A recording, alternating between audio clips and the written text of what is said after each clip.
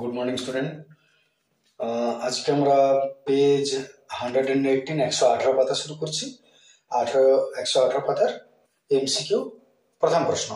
সময় বাঁচানোর জন্য একটু প্রশ্নগুলো লিখছি না, তোমরা একটু কষ্ট করে নেবে। প্রথম প্রশ্ন দেখো, x% বার্ষিক সরল সুদের হারে কোনো মূলধনের x বছরের সুদ x টাকা হলে মূলধনের পরিমাণ কত হবে? তাহলে এখানে দিয়েছে যেগুলো x% rate of interest x%, x বছরে, সময়টা হচ্ছে x বছর, সুদ x টাকা, i is equal two x টাকা। তাহলে মূলধন কত হবে? প্রিন্সিপাল কত? তাহলে প্রিন্সিপালের formula i into 100, t into r, i হয়ে গেল 100, x, t হয়ে গেল x, r হয়ে গেল x। ঠিক আছে না? তাহলে এটা গেল আমাদের হয়ে গেল 100 বাই x টাকা। তার মানে অপশন সি। সহজ প্রশ্ন ছিল। 2 নম্বরটা দেখো, বলছে যে দ্বিঘাত সমীকরণের বীজ দুটি 3 আর 4, সেই সমীকরণটা কি? তো দুটো বীজ যখন দিয়ে দিয়েছে, মানে আলফা দিয়েছে আর বিটা দিয়েছে, একটা হলো 3, একটা হলো 4, আলফা বিটা। ঠিক না? যখন তোমাকে দুটো বীজ দিবে এবং তোমাকে সমীকরণ বার করতে বলবে, তখন তোমার বীজ থেকে সমীকরণের ফর্মুলা কি? ফর্মুলা হচ্ছে এক্স স্কোয়ার মাইনাস বীজ দুটির যোগফল ইন্টু এক্স প্লাস বীজ দুটির গুণফল সমান 0। এটা ফর্মুলা। তাহলে যখন বীজ দিয়েছে মান বসিয়ে দাও, 3 plus 4 into x plus 3 into 4 is equal two 0। এত ফাইনাল অ্যান্সার হয়ে যাবে x square 4 3 7, 7x plus 3 4 12 is equal two 0। বাস। তাহলে দ্বিঘাত সমীকরণ যদি বীজ দিয়ে দেয়, তাহলে হচ্ছে আমাদের এটা ফর্মুলা বসাবে, উত্তর বেরিয়ে যাবে। তার মানে এটা হয়ে গেল তোমার অপশন এ।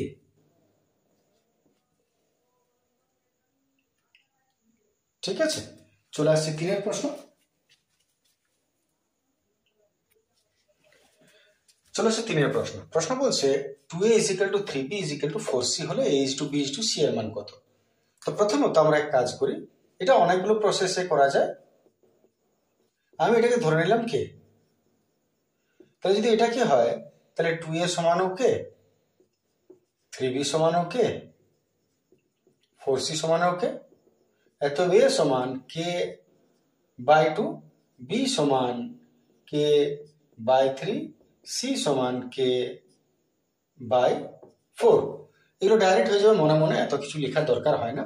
এত প্রশ্ন দিয়েছে a is to b is to c, তার মান হলো k by 2 is to k by 3 is to k by 4।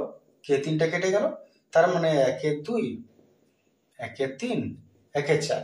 এবারে ভগ্নাংশটাকে পূর্ণ করার নিয়ম কি? নিচের সবগুলো লসাগু করে সবার সঙ্গে গুণ করে দাও। তাহলে 2 3 4 এর লসাগু কত হবে? 12। তাহলে নিচের গুলো লসাগু যত হচ্ছে সবার সঙ্গে গুণ করে দাও।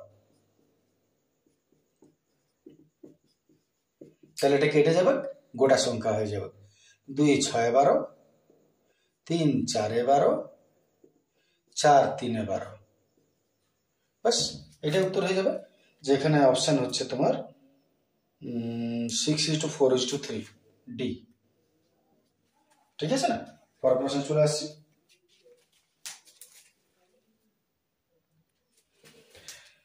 চার প্রশ্ন বলছে যদি x ভ্যারাইজেস y হয়, তাহলে কোন অপশনটা ঠিক হবে?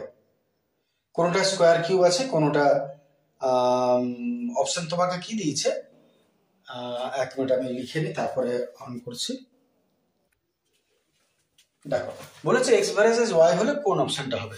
তো যেটাই হোক না কেন, তুমি উভয় দিকে একই রকম জিনিস গুণ ভাগ যোগ বিয়োগ করতে পারো। তাহলে আমরা আসলে ব্যাপারটা কেমন হবে, এরকম হবে কিনা, ভ্যারাইজ তুলে সমান কি, এত সব তোমার লেখার দরকার নেই, কিন্তু জাস্ট বোঝানোর জন্য বলছি। সমান কি হয়ে যাবে, এবারে তুমি উভয় দিকে যে কোনো জিনিস করতে পারো। মানে যদি এদিকেও স্কোয়ার করো ওদিকেও স্কোয়ার করবে, এদিকে কিউব করো ওদিকেও কিউব করবে। আমি এদিকেও স্কোয়ার করলাম, উভয় দিকে সবই করতে পারি। তার মানে কি দাঁড়ালো, কে স্কোয়ার ইন্টু ওয়াই কিউব। এইবারে এইটা কি হয়ে গেল, ভ্যারাইজ হয়ে গেল, সমান ধ্রুবক, আর এরা পড়ে রয়ে গেল। এটা আসলে নিয়মটা এটা। যার জন্য একদিকে স্কোয়ার একদিকে কিউব এটা করা সম্ভব নয়। এদিকে কিউব হলে ওদিকেও কিউব, টু দি পাওয়ার 4 হলে টু দি পাওয়ার 4। তার মানে এটা কোনটার সঙ্গে মিলছে দেখো, এগুলো সব আলাদা। এটা একমাত্র যেটা দুদিকে একই আছে, তাহলে এটাই হবে। সে স্কোয়ার হোক সে কিউব হোক যাই হোক না কেন, কিন্তু দুদিকে একই হবে। আশা করি বুঝতে পেরেছ। চলে আসছে আমরা চারের প্রশ্ন। চারের প্রশ্নে এসে কি করবে, পাঁচের প্রশ্নে যাও। প্রশ্ন বলছে 1 রেডিয়ান পরিমিত কোণটি হবে কত? রেডিয়ান, 1 রেডিয়ান সবসময় সূক্ষ্মকোণ হয়, যার জন্য এটার মধ্যে কোনো কোনো কারণ নেই। 1 রেডিয়ান সবসময় সূক্ষ্মকোণে, নাহলে স্থূলকোণে চলে যাবে। এটা সূক্ষ্মকোণ হবে, অপশন এ তে আছে। তারপর 6টা, √125 থেকে √5 বিয়োগ করলে কোনটা হবে? তাহলে √125 থেকে √5 যদি বিয়োগ করে, আগে 125 কে বার করো, 5 5 25, 5 চিসান 125 মাইনাস √5, দুটা 5 বেরোবে, একটা 5 মাইনাস √5, 5 √5 থেকে একটা √5 গেল, 4টা √5 রইল। এবারে যে অপশনগুলো দিয়েছে এগুলো সবগুলোই রুটের ভেতরে আছে, তাহলে 4কে তুমি ভেতরে নিয়ে যাও। 4কে যদি ভেতরে নিয়ে যাও কটা হবে? দুটো। দুটো থাকলে যদি একটা বেরোয় তাহলে একটা বাইরে ভেতরে গেলে দুটো হয়ে যায়, তাই 4 একটা ভেতরে গেল, দুটো হয়ে গেল। 4 5 20, 20 4 20 80, অপশন এ।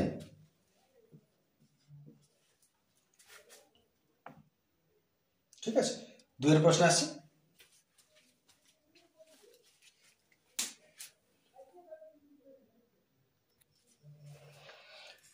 চলে আসছে 2 এর প্রথম প্রশ্ন, গোল্লা স্থান পূরণ। বলছে ax² + bx + c = 0, আর যেখানে a ≠ 0। বলছে সমীকরণের বীজ দুটি পরস্পর অনন্যক এবং বিপরীত, মানে ঋণাত্মক। সম্পর্কটা কি বলছে? শর্তটা হচ্ছে বীজগুলি পরস্পর অনন্যক এবং বিপরীত। প্রথমত অনন্যক মানে একটা যদি এ হয় অন্যটা 1/a, তাহলে দুটি বীজ কি কি হবে? এক তো বলেছে অনন্যক, দ্বিতীয়ত বিপরীত সম্পর্ক। তাহলে একটা যদি আলফা হয়, একটাকে 1/α, এটা হলো এর অনন্য। আর বিপরীত চিহ্নযুক্ত, তার মানে একটা যদি প্লাস হয় একটা মাইনাস, যেটাকে হোক তুমি করো। তাহলে দুটি বীজ একটি অপরের অনন্যক, একটা যদি এ লিখো অন্যটা 1/a, আর বিপরীত ঋণাত্মক বলেছে, তাহলে একটা পজিটিভ হলে একটা ঋণাত্মক। এইবারে বলেছে তাহলে a + c সমান কত হবে? তো বীজ দুটির যোগফল, বীজ দুটির গুণফল, ফর্মুলা তো তোমরা জানো। এখানে আমরা বীজ দুটির গুণফলের ফর্মুলাটা লিখব। বীজ দুটির গুণফল, কিছু অঙ্ক দেখবে যোগফলে বেরোয়, কিছু অঙ্ক গুণফলে বেরোয়। বীজ দুটি গুণফলের ফর্মুলা c/a। এবার এখানে বীজ দুটোর মান বসাও, alpha into minus 1/α। c/a, alpha থেকে এটা গেল কত হলো? -1 c/a। এবার এটা ক্রস করে নাও, মাইনাস a সমান c। এবারে একে নিয়ে যাও ওদিকে, তাহলে এদিকে কিছু রইল না, 0। c মাইনাস ওদিকে চলে গেল প্লাসে, এতে a + c সমান কি রইল? ওদিকে 0। ঠিক আছে না? তাহলে এটার মান কত হবে? 0। চলে আসছে পরের প্রশ্ন। 2 নম্বর বলছে অর্ধবৃত্তস্থ কোণ ড্যাশ। অর্ধবৃত্তস্থ কোণ এটা আমরা জানি, ব্যাস যদি একটা টানো অর্ধবৃত্ত হবে, তারপর যে কোণ ব্যাসের উপর যদি কোণ হয়, অর্ধবৃত্তের উপর যদি কোণ হয়, সেটা এইভাবে করো, এইটা করো, এইটা করো, যেখানে করবে তুমি, শর্ত একটাই, এখান থেকে উঠতে হবে, এখানে নামতে হবে। তাহলে সব অর্ধবৃত্তস্থ কোণ সবসময় সমকোণ হয়। তোমাদের উপপাদ্য আছে অর্ধবৃত্তস্থ কোণ সমকোণ, তাহলে ড্যাশটা হবে সমকোণ। আশা করি বুঝতে পারছো, অসুবিধা নেই এটা কোনো। চলে আসছি পরের প্রশ্ন। আচ্ছা, এখানে হয়ে যাবে 3-এরটা বলেছে √3 - 5 এর অনুবন্ধীকরণে কত হবে? √3 - 5 এর অনুবন্ধীকরণে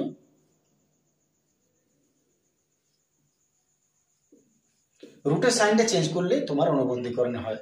তাহলে মাইনাস রুট প্লাস আছে, মাইনাস করে দিলাম, বাকিটা তুমি যাই রাখো, রুটের সাইনটাকে চেঞ্জ করে দাও, তাহলে এটা অনুবন্ধীকরণে হয়ে গেল। আচ্ছা, পরের প্রশ্নে আসছি, মুছে নিই একটু।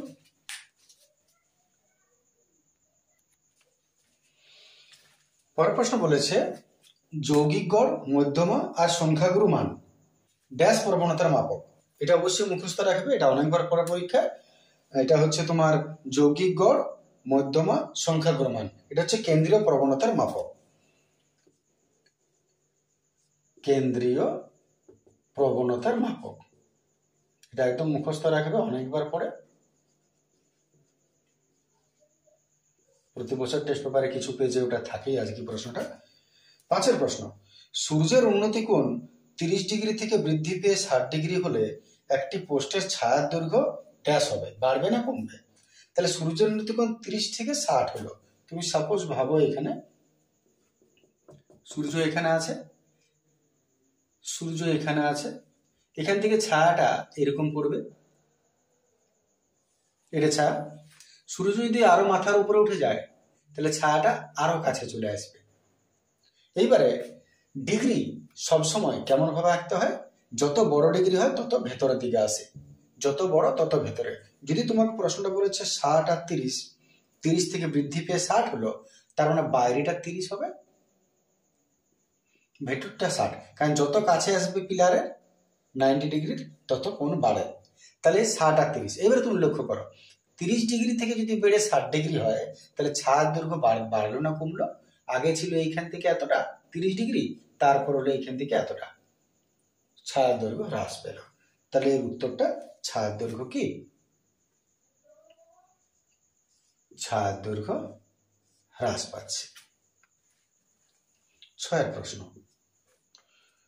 একটা নিরেট গোলককে গলিয়ে একটা নিরেট লম্ববৃত্তাকার চোঙ তৈরি করা হলো, গোলক আর চোঙের আয়তন কি হবে? একটা নিরেট গোলক এটাকে গলিয়ে একটা নিরেট চোঙ তৈরি করা হলো, একটা নিরেট চোঙ তৈরি করা হলো, তাহলে তাদের আয়তন কি হবে? অবশ্যই যখনই গলানো হচ্ছে তার মানে এটা যতটা লোহা থাকবে এটাও ততটা লোহা থাকবে, তার মানে তাদের কি সমান হবে? পরিমিতিতে করে কাদা করে দিয়েছো তোমরা, আয়তনই সমান হবে। যখনই গলাবার প্রশ্ন আসে তখনই তা আয়তন হয় ওটা। চলে আসছি সত্য মিথ্যা। 3 প্রথম প্রশ্ন, সত্য মিথ্যা বলেছে। 3 প্রথম প্রশ্ন দেখা যাক কি বলেছে, টাকলু ফগলু। যদি দুটি সংখ্যার অনুপাত 2:3, যদি দুটি সংখ্যার অনুপাত 2:3 এবং তাদের লসাগু 7 হয়, তবে সংখ্যা দুটি হলো ড্যাশ এবং ড্যাশ। দেখা যাক, দুটি সংখ্যার অনুপাত দিয়েছে 2:3, দুটি সংখ্যার অনুপাত 2:3, তাদের গসাগু বলেছে 7, গসাগু বলেছে 7, তবে সংখ্যা দুটি হলো 14 আর 12, তাহলে সংখ্যা দুটো 14, 12 হবে। দেখা যাক কি করে পাবো। প্রথমত যদি সংখ্যা দুটো হয় অনুপাত 2:3, অতএব সংখ্যা দুটি হবে, আলাদা করে দিলে কি হবে, একটা 2x একটা 3x, নিশ্চয়ই x গুণ হবে, ধ্রুবক গুণ হবে, 2x 3x হলো। এইবারে যদি সংখ্যা দুটো 2x 3x হয়, অতএব তাদের গসাগু কত হবে এটা দেখার দরকার নেই, তাদের গসাগু কত হবে। গসাগু কোনটা, যেটা দুটোতে মিলে সেটা হচ্ছে গসাগু। তাহলে এখানে গসাগু হবে দুটোতে যেটা মিলছে, তার মানে x। কিন্তু প্রশ্নে তোমাকে বলেছে গসাগু 7, অতএব এই দুটো একই জিনিস, তার মানে x সমান 7, ঠিক আছে না? অতএব প্রথম সংখ্যা কত হবে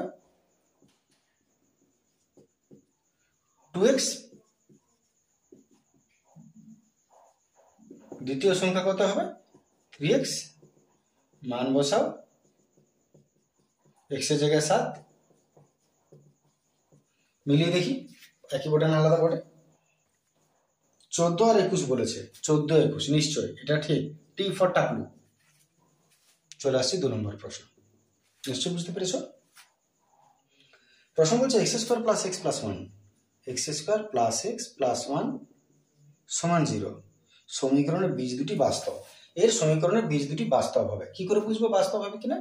যদি বি স্কোয়ার মাইনাস 4ac সমান 0 হয়, তবেই বাস্তব ও সমান। শুধু বাস্তব বলেছে, ঠিক আছে।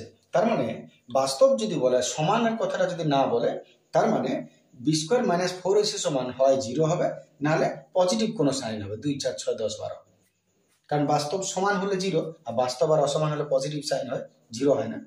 কিন্তু মাইনাস হওয়া চলবে না, নাহলে বাস্তব হচ্ছে না। যদি এটা মাইনাস বেরিয়ে যায় তার মানে জানবে বাস্তব নয়। মান বসাই। এখানে এ কত, এক্স স্কোয়ার আগে যেটা আছে, বি কত, এক্স এর আগে যেটা আছে, সি কত, শেষে যেটা আছে। তাহলে বি স্কোয়ার মাইনাস 4ac কত হবে, বি স্কোয়ার মানে 1 স্কোয়ার 4ac 3। তার মানে এটা কত হচ্ছে, সরি এটা আমি লিখছি না, 0। তাহলে এটা কত হলো, -2। কিন্তু যদি বি স্কোয়ার মাইনাস 4ac সমান মাইনাস আসে, তার মানে ওটা বাস্তব নয়, 2 বাস্তব নয়, এটা বাস্তব হবে না। কেন, যেহেতু মাইনাস সাইন আসছে, মাথায় রাখবে। তার মানে এটা কি বলেছে দেখি, বাস্তব বলেছে না, এটা এফ ফর ফগলু, এফ ফর ফগলু। চলে আসছে আমরা পরের প্রশ্ন।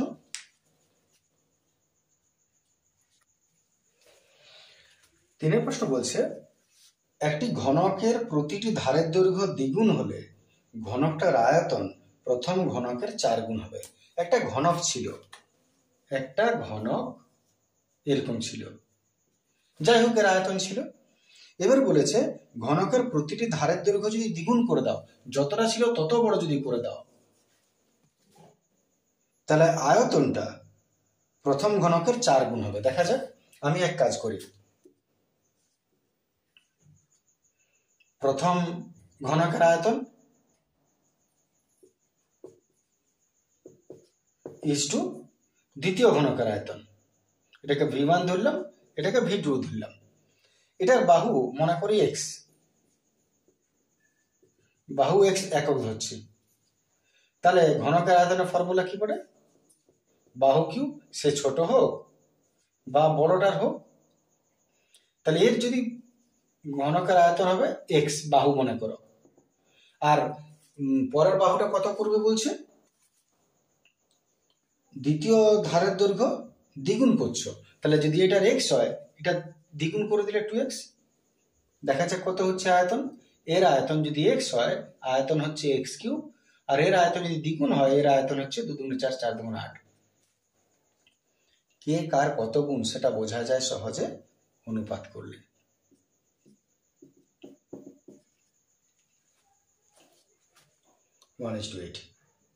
তাহলে এবারে লক্ষ্য করো, আয়তনটা এর চেয়ে এটা ক গুণ, এটা 8 গুণ বেশি। প্রশ্ন কি বলছে, 4 গুণ বেশি না, তাহলে ভুল, 8 গুণ বেশি এটা। তার মানে এফ ফর ফগলা। চলে আসছে 4 প্রশ্ন।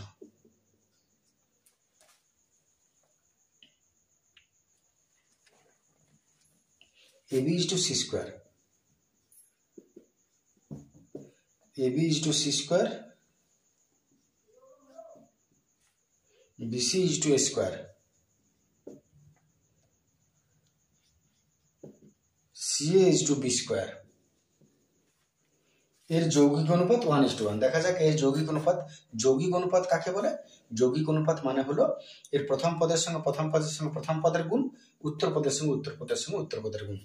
তাহলে যৌগিক অনুপাত যদি করি,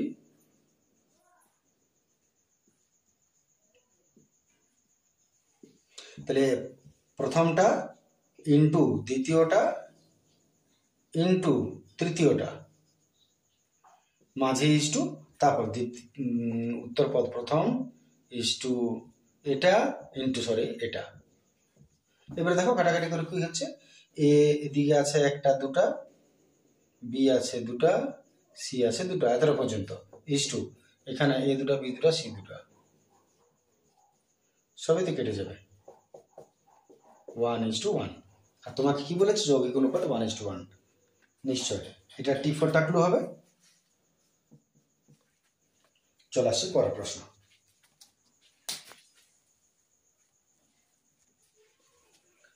5 প্রশ্ন বলছে একটি লম্ববৃত্তাকার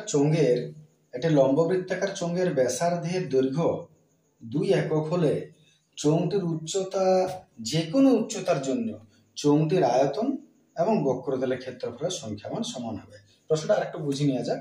একটা লম্ববৃত্তাকার চোঙের ব্যাসার্ধ, একটা লম্ববৃত্তাকার চোঙ, সাপোজ এটা, এর ব্যাসার্ধ যদি 2 একক হয়, তাহলে চোঙটির যে কোনো উচ্চতার জন্য, চোঙটার উচ্চতা যাই হোক না কেন, অতটা হোক বা এতটা হোক, যে কোনো উচ্চতার জন্য চোঙটির আয়তন আর বক্রতলের ক্ষেত্রফল, চোঙটার আয়তন আর বক্রতলের ক্ষেত্রফল সাংখ্যমান সমান হবে। দেখা যাক চেক করে সমান হচ্ছে কিনা। প্রথমত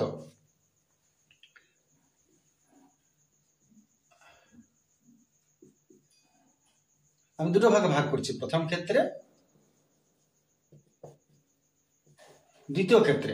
প্রথম ক্ষেত্রে আমি উচ্চতাটা ধরে নিচ্ছি 3, তাহলে এর আর 2, দ্বিতীয়টা তো আর 2 থাকবে। ভেবে দেখো, এটা বুদ্ধির ব্যাপার, কষে দেখাবার কিছু না।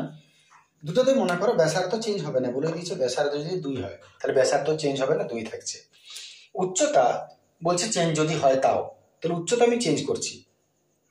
এর উচ্চতা মনে করো 3 একক আর এর উচ্চতাটা মনে করো 5 একক। তাহলে বলছে উচ্চতা যাই হোক না কেন, আয়তন আর বক্রতলের ক্ষেত্রফল, বলেছে চোঙটির আয়তন আর বক্রতলের ক্ষেত্রফলের সাংখ্যমান সমান হবে। তাহলে এরও দেখা যাক আয়তন আর বক্রতলের ক্ষেত্রফল, আর এরও আয়তন আর বক্রতলের ক্ষেত্রফল কেমন কি হয়, সমান হয় কিনা। এর আয়তনের ফর্মুলা হচ্ছে পাই স্কয়ার h, আর এর বক্রতলের ক্ষেত্রফলের ফর্মুলা হচ্ছে 2 পাই আর h। একই রকম এদিকেও পাই আর স্কয়ার h 2 পাই আর h। চাইলে এটাকে তুমি 1 1 2 2 দিতে পারো, না দরকার নেই। এখানে আমি পাইটা বাদ দিলাম, আর এর মান 2 এর স্কয়ার ইন্টু h দিলাম 3, এখানেও 2 আছে, আর এর মান 2 আর h হচ্ছে 3, 2 দুগুণে 4, 4 3 12, 3 দুগুণে 6, 6 দুগুণে 12 হয়েছে এটা। এবার ওদিকে দেখা যাক, পাই গেল, আর স্কয়ার মানে 2 এর ইন্টু h, 2 ইন্টু আর ইন্টু h, 2 দুগুণে 4, 4 5 20, 5 দুগুণে 10, 10 দুগুণে 20। অবশ্যই সাংখ্যমান সমান হবে। সাংখ্যমান মানে কিন্তু সংখ্যা নয়, সাংখ্যমান মানে এমন নয় যে এটা ঘনকার ক্ষেত্রফল আর আয়তন সমান বটে, আসলে ডিজিট গুলো সমান, এটা মাথায় রাখবে। যাই হোক, আমাদের এখানে বলেছিল সাংখ্যমান সমান হবে, নিঃসন্দেহে সমান হবে। এটা তাহলে টি ফর টাকলু। আসছি তারপরে 6 প্রশ্নটা। চলে আসছি 6 প্রশ্ন। প্রশ্ন বলছে 3, 14, 18, 25 তথ্যের মধ্যমা 18। দেখা যাক ঠিক না ভুল। প্রথমত আমাকে ঊর্ধ্বক্রমে সাজাতে হবে মধ্যমা বার করতে গেলে। এতএব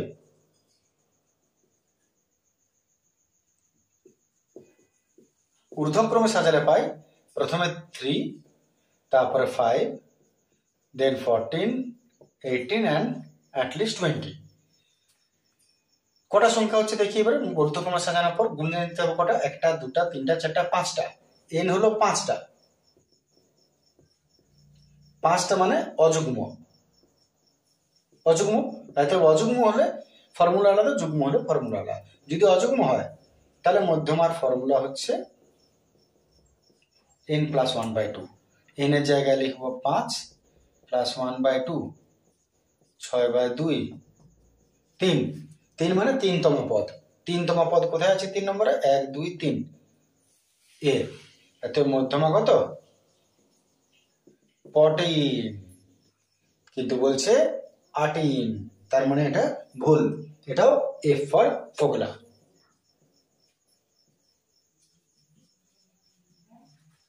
ঠিক আছে, এই ভিডিওটা এতটা রাখছি। কেমন যদি কোনো সমস্যা থাকে নিঃসন্দেহে কমেন্ট করবে। নেক্সট ডে পরের video. Thank you, good day.